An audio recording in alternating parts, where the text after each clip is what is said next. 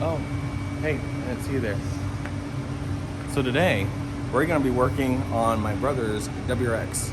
We are going to be building a set of headers for it. They are 1 7/8 primary. One side we are going to do is going to use a slip fit, it's a form collector. The other side is going to be a slip fit. So first off, we're going to start on the passenger side and do the easiest runner. So we're going to get right into it. So we have got the radiator mounted. This contraption here is mounted to the chassis. Got our radiator, made some lower tabs just to mount into the stock radiator grommets, and then I just bent up this piece here. I haven't got it secured to the radiator yet, but the plan is just to make this kind of like universal to where it can interchange between, let's say if we do another radiator down the road, we just unbolt this piece, we have it. The lower mounts, we can unbolt them and use them as well. I went to AutoZone and just took some TIG wire, I bent it in the right orientation and just kind of found the closest one. So the upper one fits really nice. The lower one has the right like bends and everything. It's just not the right size. It's like, I want to say it's probably like 1.25 inches, and it's supposed to be at least 1.5 inches. So I forced it over it. It'll work, but I should have just gotten 2 of these. But we're working on the headers now. And so what I've got going on is I'm working on, technically that is cylinder number, what is that, 8? Cylinder number 8. A huge box of tubing and everything. I need to take 2 inches off this. And so what I'll do is I'll mark the 2-inch mark. Now if you're cutting in a bandsaw or even a chop saw, you can get a square cut. But I made these little, I don't know, tools just to measure out on like bends. If you want to make sure that it's square cut in the bend, you can do that. So I'm going to go ahead and cut 2 inches off this, and then we'll be able to start on getting a 45 on this and proceed down to the collector. All right, so the last clip was me kind of explaining that we were going to be working on the headers.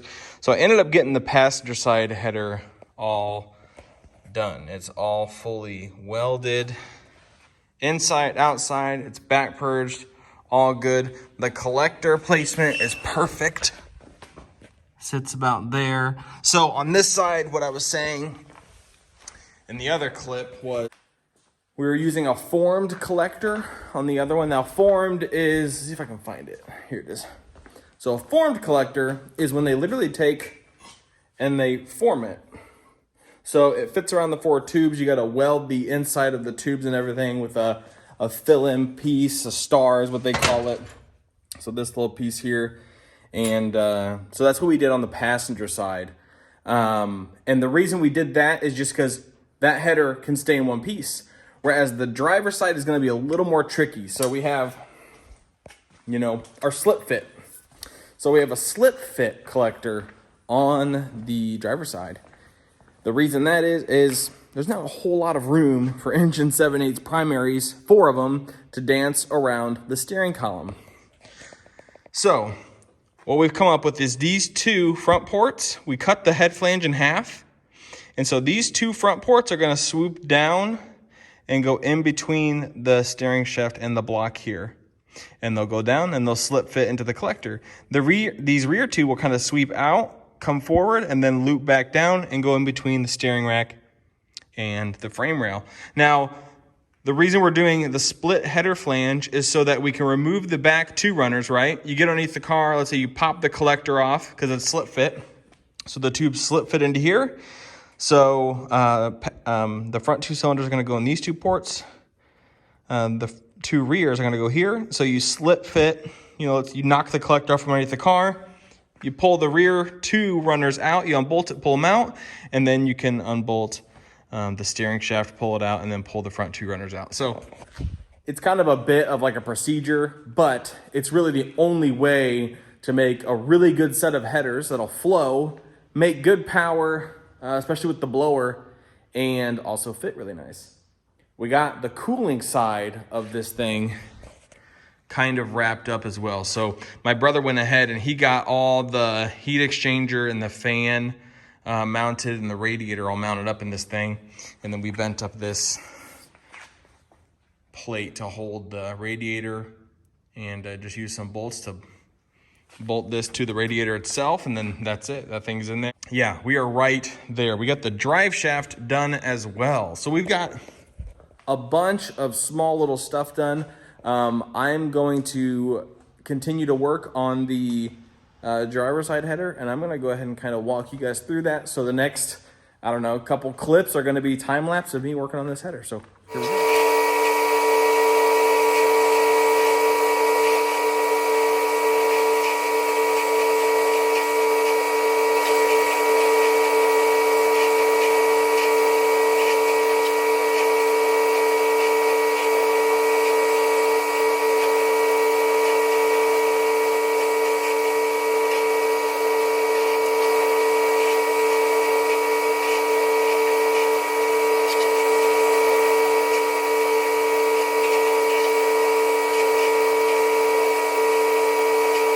So that is that. So we just took and welded the flange onto this collector here. We did in fact back purge it. So it had some argon gas going in it, but we got this thing all welded up. We got the other runner welded up. I'll show you guys that in a second. So here's that first runner. I got it all welded up. It's all back purged. Once it's cooled off, I'll put it on and show you guys where this one's gonna go. But you can see this is 1 7/8 primary, and that's where it's gonna slip fit into that collector. So it's gonna be really nice. You see, this is where we split the head flange in half. But yeah, so I'll go ahead and get this in the car and show you guys what that looks like. Already mentioned, passenger side, done. Been working on this driver's side, and as I had stated, it is really, really tricky. But, so what's kind of interesting is, so the collector that we have, the slip fit sections are actually, it's a 2-inch inlet, and then it has a 3-inch outlet. And so what I'm having to do is 1 7/8 tube will literally slip fit in 2-inch. So all I'm doing is it's pretty much just stepping up right at the collector, which is actually working out to be really nice. So I got this little section here. I've already got this section of this runner running down. Let me grab a light really quick. See that we have this runner. It comes out of the cylinder head, does a nice little 90 here, and then loops back around. Trying to keep everything nice and like not like really sharp bends, so everything can kind of flow nicely. I'm really liking how these two runners are turning out, not necessarily from the appearance aspect, but more just from the functionality. I know the bends are nice and smooth, you know, and all that is just working out really nice. There's nice clearance between the block there. The steering shaft has plenty of clearance, so it's all going to work out really nice, which has got me pumped up because we don't have a whole lot left on the exhaust side of this thing before we could actually fire it up and hear it run. Like run. We've already fired it off a couple times just to make sure that we got everything kind of wired right and everything like that. But yeah, so I also built the Y pipe for this thing. So this is a dual 3-inch inlet Y pipe to a 3.5-inch after the Y pipe. So that's gonna look pretty sweet. Right off the bat, we'll probably just fire it off and let it run with, you know, the headers and Y pipe, because that section is gonna be close to like midway down the car. So at that point, we can actually fire the car up for the first time really and kind of hear this thing, which is going to be really sweet. We're excited about it. But we're working on just wrapping these headers up. So this piece here, in theory, this should fit. So we're going to go ahead and test that really quick. But yeah, and I've just got a couple little fusion tacks. You got a little fusion tack right there. 1, 2. What's nice about doing small little fusion tacks like that is it's not necessarily the best structurally right now, but it at least holds the piece. And then if you need to break it and kind of reposition things, you can do that fairly easily. So some beautiful 1 7/8 long tube headers. This is like the first fire up. We fired it up a couple times with no headers. So this will be the first let her rip tater chip moment. Are you ready? No, she wasn't ready.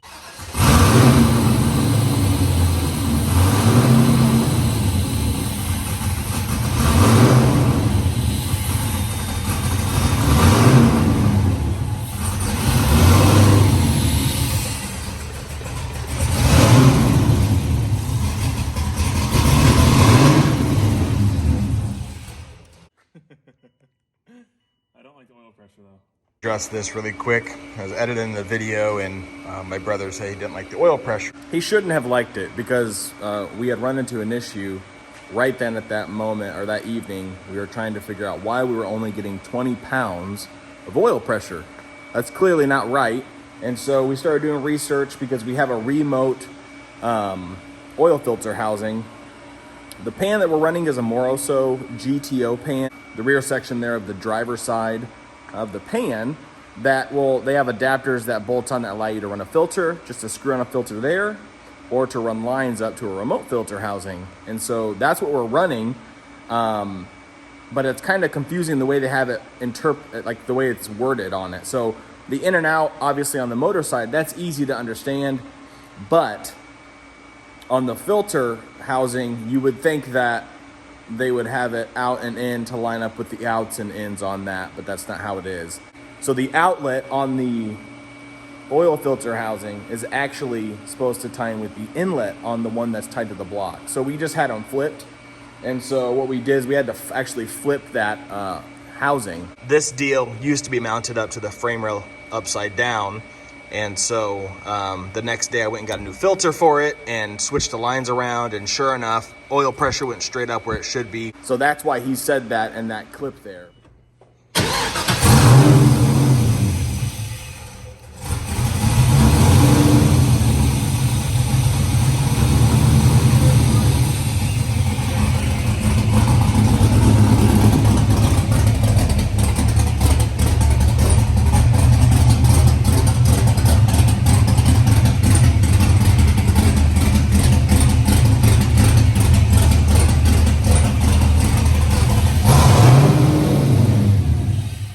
Okay, so I know I had made mention how he designed the headers, and so I found a couple issues, and of course this had to come out, and so that's what happened. So you can kind of see here how that all works. You have the steering shaft there, you have the two ports, and then these two rear cylinders, they slip down in there, which is really neat. Makes maintenance or even doing small stuff like this. We had to replace the line that connected to the master up to the reservoir because for some reason the line itself was just seeping through with the clutch fluid. But gonna get this put back together and she should be all set.